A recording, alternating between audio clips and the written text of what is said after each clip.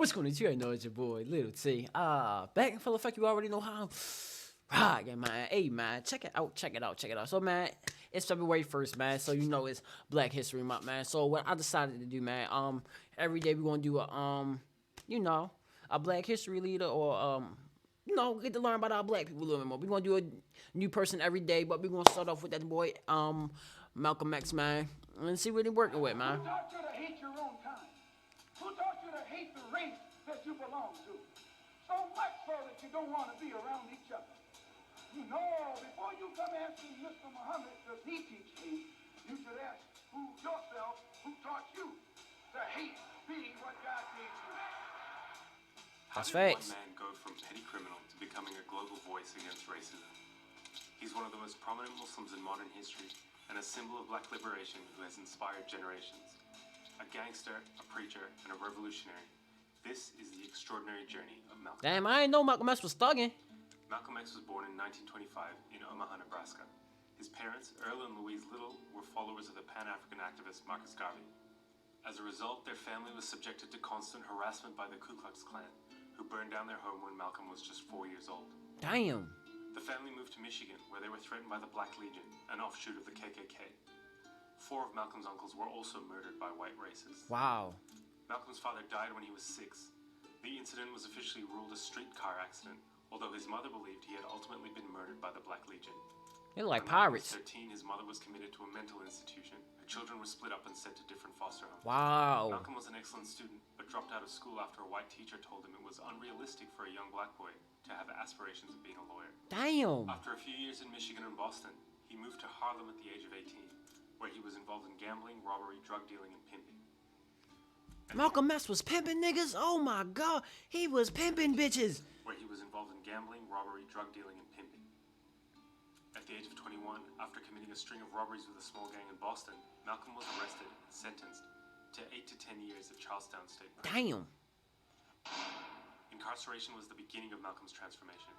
While in prison, his siblings began writing to him about the Nation of Islam and its leader, Elijah Muhammad. The Nation of Islam promoted black independence and rejected the notion of the superiority of white people. Instead, Elijah Muhammad taught his followers a form of separatism from whites, who were actually considered devils, inferior to black people, who were the original inhabitants of Earth. Malcolm, initially hostile to the idea of any religion, eventually became a member of the nation. He read books constantly. Got the and bald began head, writing too. regularly to Elijah Muhammad. Muhammad's followers were taught to abandon their given family names, as they were actually the names of former slave owners. So Malcolm Little became Malcolm X. After being paroled, Malcolm visited Elijah Muhammad in Chicago. In June the next year, he was named Assistant Minister of the Nation of Islam's Temple What number. that say? Man, husband, father, man, protect, provide, man, control, elevate, man, authority, head, God. Detroit. He later established Boston's Temple number 11 and expanded Temple number 12 in Philadelphia. And those of you who think that you perhaps came here to hear us tell you to turn the other cheek to the brutality of the white man, I say again, you came to the wrong place. Finally, he was selected to lead Temple number 7 in Harlem, where he was responsible for a huge surge in membership. We don't teach you to turn the other cheek. We don't teach you to turn the other cheek in the South, and we don't teach you to turn the other cheek in the North. Huh? We teach you to obey the law. We teach you to carry yourselves in a respectable way. Talk your ish. But at the same time, we teach you that anyone who puts his hand on you, Smack them niggas back. to see that he doesn't put it on anybody else. Talk your shit, man. The FBI now had him under surveillance due to his sudden profile as the nation's rising star. Malcolm's rise to national prominence happened in 1957, when he intervened at a police station to arrange for medical assistance and legal help for members of the nation who had been beaten and arrested by New York police. The crowd of protesters outside grew to almost 4,000.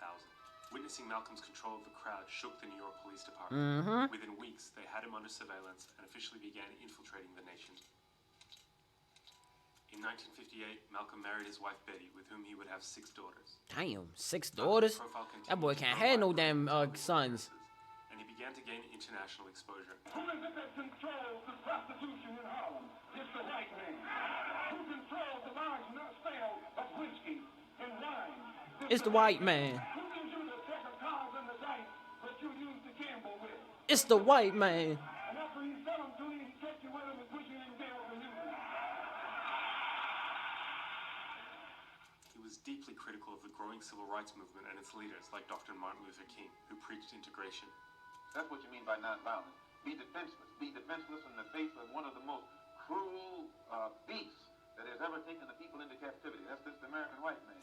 100 years ago, they used to put on a white sheet and use a bloodhound against Negroes. Today, they've taken off the white sheet and put on police uniforms. They've traded in the bloodhounds for police dogs, and they're still doing the same thing. And just as Uncle Tom, back during slavery, used to keep the Negroes from resisting the bloodhound or resisting the Ku Klux Klan by teaching them to love their enemy. Luther King is just a 20th century or modern Uncle Tom or a religious Uncle Tom. Damn. Doing the same thing today. My man coming from Malcolm. He coming from MLK. But his relationship with the man who had transformed his life was about to fracture. Tensions were growing within the nation over the amount of attention Malcolm was receiving compared to his mentor, Elijah Muhammad. An unprovoked raid on a Nation of Islam mosque by police in Los Angeles led to one member being paralyzed and another being killed. Damn. No charges were laid against the police. The white man believes you when you go to him with that old sweet talk, because you've been sweet talking him ever since he brought you here. Stop sweet talking. Tell him how you feel. Huh? Tell him what kind of hell you've been catching, and let him know that if he's not ready to clean his house up, if he's not ready to clean his house up, he shouldn't have a house. Should catch on fire and burn down. Malcolm was reportedly stunned by Elijah Muhammad's refusal to allow any form of response or retaliation for the incident. The two also disagreed over Malcolm's desire to begin working with civil rights organizations. That's because I ain't know Malcolm was thugging, bro. He got that gangster in him. He got that pimp in him. He ain't going for nothing. Then, suddenly, Here is a bulletin from CBS News. 3 shots were fired at President Kennedy's motorcade in downtown Dallas. President Kennedy has been seriously wounded. Malcolm's response to the Kennedy assassination led to him being officially silenced for 90 days. Malcolm X, you were involved in a controversy some months ago with your leader. Is that over? Well, I've been silent for the past 90 days because of some statements I made concerning the President of the United States, which were distorted. They were distorted. What'd he say? What did you say, Malcolm? Well, I said the same thing that everybody says, that his assassination was the result of the climate of hate. But only I said the chickens came home to roost, which means the same thing. In March of 1964, Malcolm publicly announced his break from the Nation of Islam. He also expressed a desire to work with other civil rights leaders, saying that Elijah Muhammad had prevented him from doing so. Then came a bombshell. What? In reality, I never even left the Muslim movement. They put me out. And they put me out because of what I knew. And what I knew was told to me by Mr. Muhammad's son, Wallace Muhammad himself. They put me out and they put him out. Who is the father of all of these various children who Wow. you have enumerated? The first one to tell me who the father was Wallace Muhammad. And he told me that the father was Elijah Muhammad himself. Right. One of And how many of these illegitimate children did he father with the sisters? Well, he made 6 sisters pregnant. Damn. All had children.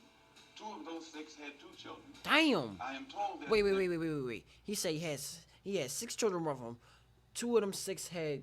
He said 2 of them 6 had 2. So then they got 8 children. God They damn. all had children. 2 of those 6 had 2 children. I am told that there is a 7th sister. Damn. Supposed to be in Mexico right now. and Damn. Be having a child by. He fucking females in Mexico. Afraid of what might happen to you as a result of making these revelations? Oh yes, I probably am a dead man already. After splitting from the nation, Malcolm began learning the tenets and practices of Sunni Islam. He founded the Muslim Mosque Incorporated, a religious organization, and the Organization of Afro-American Unity, a non-religious group promoting Pan-Africanism.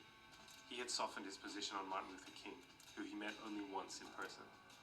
And later the same year, he performed Hajj, the Muslim pilgrimage to Mecca.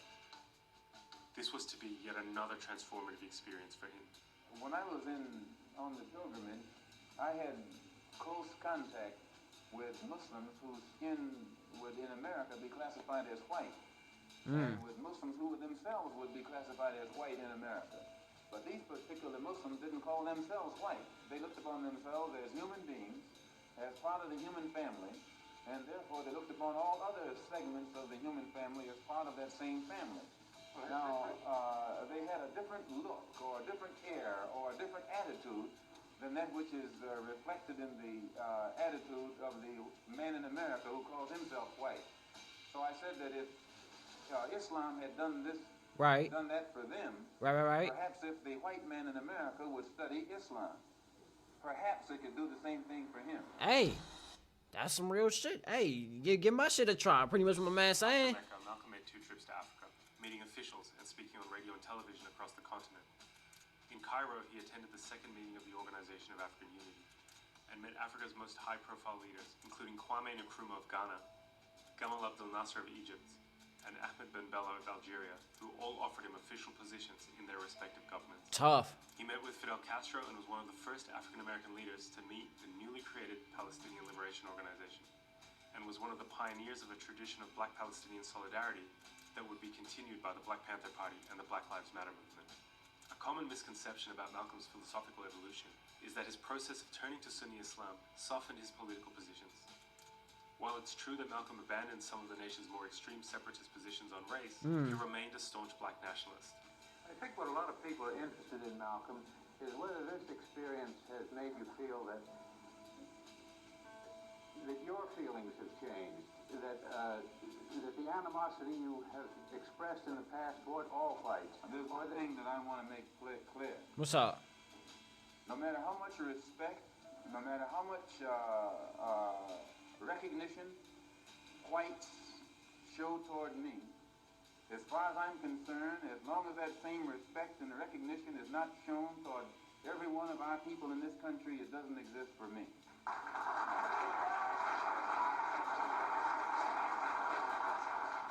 If anything, Malcolm's travel had led him to globalize his perspective, seeing black liberation as something beyond the United States, and as something that was intimately tied to struggles for independence across the Third World. Has remained a domestic problem. It has remained within the jurisdiction of the United States. And as such, it has been impossible for the Afro-Americans or American Negroes to try and enlist the support of other dark-skinned people who are being oppressed the world over in that struggle. And the only way this can be done is by internationalizing the problem. If you take up arms, you'll end it. But if you sit around and wait for the one who's in power to make up his mind that he should end it, you'll be waiting a long time.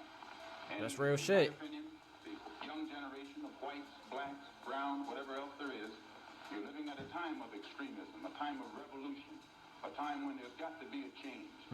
The Nation of Islam had not taken Malcolm's exit and public criticism of Elijah Muhammad's misconduct lightly. His family was repeatedly threatened. Their car was bombed. And Damn. surveillance records show that law Bomb? enforcement was aware that elements within the nation were openly discussing his death. Then his house was burnt down. Damn. On February 21st, 1965, Malcolm was addressing the Organization of Afro-American Unity in Manhattan's Audubon Ballroom. He was shot 21 times. Damn. 21 times? Damn, I thought he just got shot once. On February 21st, 1965, They lit his Malcolm ass was addressing up. the Organization of Afro-American Unity in Manhattan's Audubon Ballroom. He was shot 21 times. 3 Nation of Islam members were tried and convicted of the murder, but questions remained. At the time of his death, Malcolm was under surveillance by both the NYPD and the FBI's COINTELPRO operation. For many, there is simply no doubt that one or both organizations had a hand in his assassination. Malcolm's legacy went on to be preserved in hip-hop, film, and literature. Most importantly, his own autobiography, which continues to be celebrated and was named one of the 10 most influential non-fiction books of the 20th century. His politics continue to inspire generations of activism against racism and imperialism worldwide. People in power have misused it, and now there has to be a change, and a better world has to be built, and the only way it's going to be built is with extreme methods. And I, for one, will join in with anyone. Don't care what color you are, as long as you want to change this miserable condition that exists on this earth. Talk your ish, man. Malcolm's funeral was held in Harlem. Some estimate that up to 30,000 people attended. Actor and activist Ossie Davis delivered the eulogy. Harlem has come to bid farewell to one of its brightest hopes, extinguished now and gone from us forever. Many will ask what Harlem finds to honor in this stormy, controversial, and bold young captain. And we will smile. Many will say, turn away, away from this man, for he is not a man, but a demon, a monster, a subverter, and an enemy of the black man. Wow. And we will answer and say unto them, did you ever talk to Brother Malcolm? Did you ever touch him or have him smile at you? Did you ever really listen to him? Malcolm was our manhood, our living black manhood. This was his meaning to his people. And in honoring him, we honor the best in ourselves. What we place in the ground is no more now a man, but a seed, which, after the winter of discontent, will come forth again to meet us.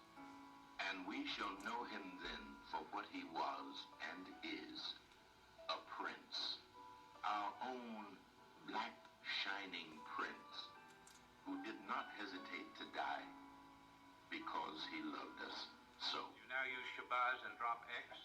I'll probably continue to use Malcolm X because, and I'll probably use it as long as the situation that produced it exists.